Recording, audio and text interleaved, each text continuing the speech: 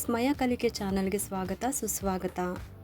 ಇವತ್ತಿನ ವಿಡಿಯೋದಲ್ಲಿ ನಾವು ಮಾಡುವಂಥ ಕೆಲಸ ಸಕ್ಸಸ್ ಆಗಿರಬೇಕು, ಒಳ್ಳೆ ಲಾಭ ಬರಬೇಕು, ನಮ್ಮ ಪರಿಶ್ರಮಕ್ಕೆ ತಕ್ಕಂತೆ ಫಲ ಸಿಗಬೇಕು ಅಂತ ಪ್ರತಿಯೊಬ್ಬರೂ ಕೂಡ ಆಸೆ ಪಡೋದ್ರಲ್ಲಿ ತಪ್ಪಿಲ್ಲ ಅಲ್ವಾ. ನಾವು ಯಾವುದೇ ಕೆಲಸಕ್ಕೆ ಕೈ ಹಾಕಿದ್ರೂ ಅದು ಪೂರ್ತಿನೇ ಆಗೋದಿಲ್ಲ, ಅರ್ಧಕ್ಕೆ ನಿಲ್ತಾ ಇದೆ, ಲಾಭ ಕೂಡ ಇಲ್ಲ. ಬೇರೆ ಬಿಸ್ನೆಸ್ ಮಾಡೋಣ ಅಂದರೆ ತುಂಬಾ ಭಯ ಆಗ್ತಾ ಇದೆ. ಇದೆಲ್ಲರಿಗೂ ಆಗೋ ಅನುಭವದ ಮಾತು. ಇದಕ್ಕೆಲ್ಲ ಸರಳ ಪರಿಹಾರ ಅಂದರೆ ಮನೆಯಲ್ಲಿ ಇರುವಂಥ ಈ 2 ಪದಾರ್ಥಗಳನ್ನು ಉಪಯೋಗಿಸಿ ವಾರದಲ್ಲಿ 1 ದಿನ ಈ ಪರಿಹಾರ ಮಾಡ್ಕೊಳ್ಳೋದ್ರಿಂದ ನಾವು ಅಂದ್ಕೊಂಡಂಥ ಲಾಭ ಮತ್ತು ಮಾಡೋ ಕೆಲಸ ಈ ರೀತಿ ಅಡೆತಡೆ ಇಲ್ಲದೆ ಸಂಪೂರ್ಣವಾಗಿ ಲಾಭದಾಯಕವಾಗಿ ಇರುತ್ತೆ. ಇವಾಗ ಬಂಡವಾಳ ಹಾಕಿಬಿಟ್ಟು ಮಾಡೋದು ಅದು ಎಷ್ಟು ಕಷ್ಟ ಅಂತ ಎಲ್ಲರಿಗೂ ಗೊತ್ತಿರುತ್ತೆ. ಅದರಲ್ಲೂ ಲಾಭ ಹೇಗೆ ಬರುತ್ತೋ ಹೇಗೋ ಏನೋ ಅಂತ ಒಂದು ಅನುಮಾನ ಕೂಡ.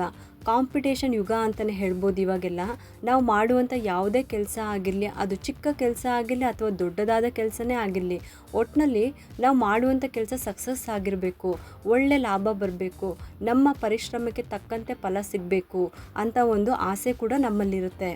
ಇದಕ್ಕೆಲ್ಲ ಸುಲಭವಾದ ಪರಿಹಾರ ಅಂದರೆ ಮನೆಯಲ್ಲೇ ಇರುವಂಥ ಈ 2 ಪದಾರ್ಥಗಳನ್ನು ಉಪಯೋಗಿಸ್ಕೊಂಡು ನಾವು ಪರಿಹಾರ ಮಾಡ್ಕೊಳ್ಳೋದ್ರಿಂದ ನಾವು ಅಂದ್ಕೊಂಡಂತೆ ಎಲ್ಲ ಕೆಲಸಗಳು ಆಗುತ್ತೆ ಮತ್ತು ಲಾಭ ಕೂಡ ಬರುತ್ತೆ. ಈ ಥರದ್ದೆಲ್ಲ ಅಡೆತಡೆ ಇಲ್ಲದೇ ಸಂಪೂರ್ಣವಾಗಿ ಲಾಭದಾಯಕವಾಗಿ ಇರುತ್ತೆ.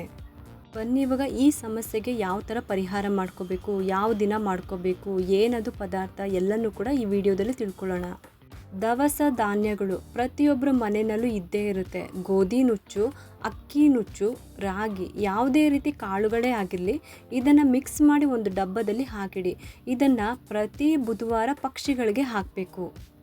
ಈ ರೀತಿ ಮಾಡೋದ್ರಿಂದ ಪಿತೃದೋಷ ಕೂಡ ನಿವಾರಣೆ ಆಗುತ್ತೆ. ಅಷ್ಟೇ ಅಲ್ಲದೆ ನಾವು ಮಾಡುವಂಥ ಎಲ್ಲ ಕೆಲಸಗಳಲ್ಲಿ ಯಶಸ್ಸು ಸಿಗುತ್ತೆ.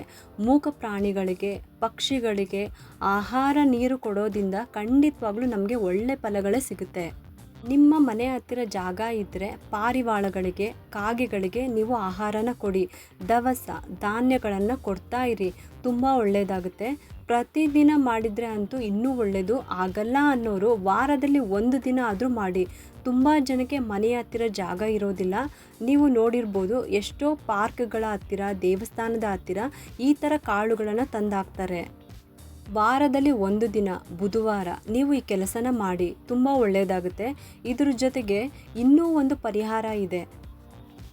ಬುಧವಾರ ಗಣಪತಿ ದೇವಸ್ಥಾನಕ್ಕೆ 1 ಈಡ್ಗಾಯನ ಹೊಡಿಬೇಕು. ತುಂಬ ಶುಭಕರ ಇದು.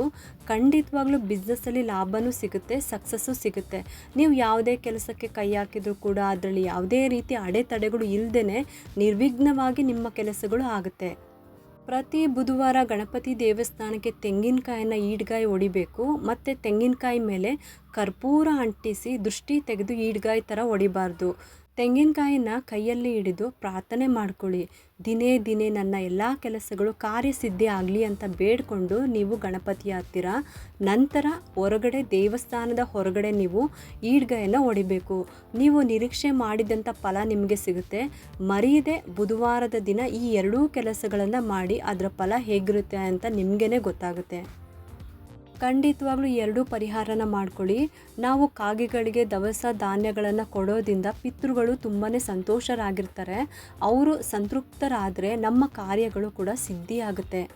ನಾವೇನೇ ಕೆಲಸಗಳೇ ಆಗಲಿ, ಯಾವುದೇ ಥರ ಏನೇ ಒಂದಕ್ಕೆ ನಾವು ಕೆಲಸಕ್ಕೆ ಕೈ ಹಾಕಿದ್ರೂ ಕೂಡ ಯಾವುದೇ ಥರ ವಿಘ್ನ ಇಲ್ದಂಗೆ ಅದು ಸುಸೂತ್ರವಾಗಿ ನೆರವೇರುತ್ತೆ. ತಪ್ಪದೆ ಬುಧವಾರ ಈ 2 ಪರಿಹಾರನ ಮಾಡ್ಕೊಳ್ಳಿ. ಯಾರಿಗೆಲ್ಲ ಪಿತೃದೋಷ ನಿವಾರಣೆ ಆಗಬೇಕು ಅಂತ ಇದ್ದರೆ, ಮತ್ತು ಬಿಸ್ನೆಸ್ಸಲ್ಲಿ ಲಾಸ್ ಆಗ್ತಾ ಇದೆ, ಯಾವುದೇ ಕೆಲಸಕ್ಕೆ ಕೈ ಹಾಕಿದ್ರು ಅದೆಲ್ಲ ಅರ್ಧಕ್ಕೆ ನಿಲ್ತಾ ಇದೆ ಅನ್ನೋ ಥರ ಇದ್ದರೆ, ಖಂಡಿತವಾಗ್ಲೂ ಬುಧವಾರ ಈ 2 ಪರಿಹಾರನ ಮಾಡ್ಕೊಂಬಿಟ್ಟು ನಿಮ್ಮ ಕೆಲಸ ಕಾರ್ಯದಲ್ಲಿ ಜಯವನ್ನು ಹೊಂದಿರಿ.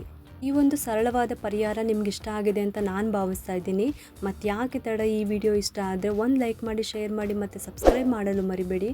ಏಕೆಂದರೆ ನೀವು ಮಾಡೋ ಒಂದು ಸಬ್ಸ್ಕ್ರೈಬಿಂದ ನಮ್ಮಂತಹ ಸಣ್ಣ ಯೂಟ್ಯೂಬರ್ಸ್ಗೆ ಒಂದು ಸಪೋರ್ಟ್ ಮಾಡ್ದಂಗೆ ಆಗುತ್ತೆ. ಮತ್ತೆ ಸಿಗ್ತೀನಿ ಮುಂದಿನ ಹೊಸ ವಿಡಿಯೋದೊಂದಿಗೆ ಅಂತ ಹೇಳುತ್ತಾ ಈ ವಿಡಿಯೋನ ಮುಗಿಸ್ತಾ ಇದ್ದೀನಿ. ಸರ್ವೇ ಜನ ಸುಖಿನೋ ಭವಂತು.